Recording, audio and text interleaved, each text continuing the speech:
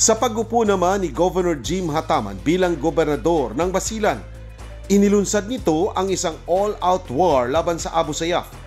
Ngunit kaiba noon, sa pagkakataong ito, mas magkatuwang ang lokal na pamahalaan at militar sa pagharap sa teroristang grupo. Nung nag-governor ko, kinonsolidate ko yung machinery. Tapos hindi tinitingnan ko na hindi lang ito problema ng military, kundi dapat i-own na ng local government yung problema ng peace and security dito. So ako yung nag-declare talaga ng all-out war at that time. Para kay Governor Hataman, kung ang pamahalaan ang may control sa sitwasyon, malaki ang pag-asa na magbunga ito ng positibong epekto sa lipunan.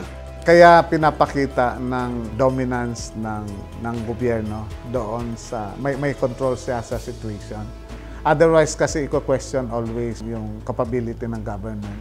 Pero pagka proactively implement mo yung program, walang reason. Kasi yung history nga ng intervention ng provincial government, ng military, qualitatively ma-define mo na may improvement talaga siya. Nang makita ng komunidad ang sinseridad na tapusin na ang karahasan sa Basilan, naging kaisa ito sa pagharang sa pang-iimpluwensya ng bandidong grupo at ng makapagpalakas pa ng puwersa. Sa tulong din ng taong bayan, nadiskaril ang ilang plano ng Abu Sayyaf na magdala ng karahasan. Bagay na ikinatuwa ni General Luzon nang magbalik ito sa Basilan bilang commander ng brigada noong nakaraang taon.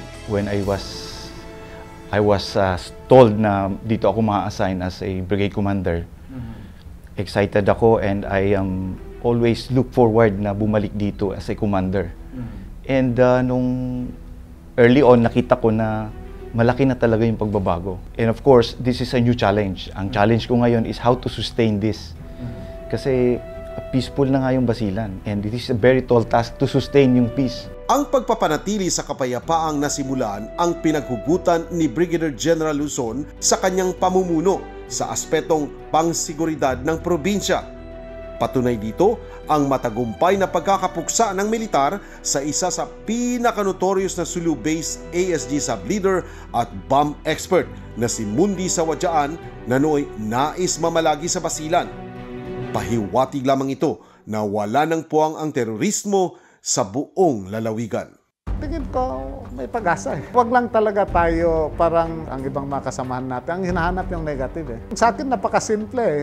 May kidnapping pa ba sa Basilan? May bombing pa ba sa Basilan? May extortion pa ba sa Basilan? Wala na eh. Malayo na eh. Kinokondena namin. Hindi lang basta-basta kinokondena.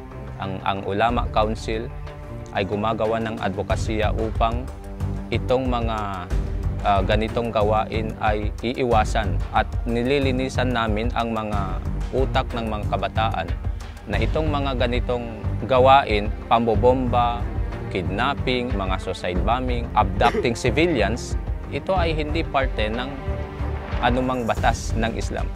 Samantala, bilang pagkilala sa naging kontribusyon ng mga inisyatibo sa liderato ni Governor Hataman, ginawaran ito ng AFP Pagkakaisa Award sa anibersaryo ng Armed Forces of the Philippines, Disyembre nung nakaraang taon. Ayon sa AFP, naging matibay na kasangga ang gobernador sa pagtataguyod ng kapayapaan, pag-unlad at pag-angat ng lalawigan ng Basilan. Parang acknowledgement na yung partnership na ginawa namin ng 101st Brigade, ng military, ng police, nasa tamang direksyon, tama yung ginagawa namin. And with that, mas malaking bagay para sa amin, kami yung nasa ground, na mag-move forward, gawin lalo yung tama. Basilan now is now a very peaceful province. Malayo na narating ito. Makikita mo, even midnight, pumunta ka ng Isabela City, yung mga tao nandyan sa labas. May mga night market tayo. Inopen yung Isabela City Park. Dito lang sa Puego-Puego. Around mga 10, 11 ng gabi, ang daming tao dyan. So, nakakatuwa yun. Nakakatuwa yun. It is a reflection na peaceful yung Basilan. Kahit sandali pa lang ako dito sa Basilan, maipagmamalaki ko na peaceful yung Basilan.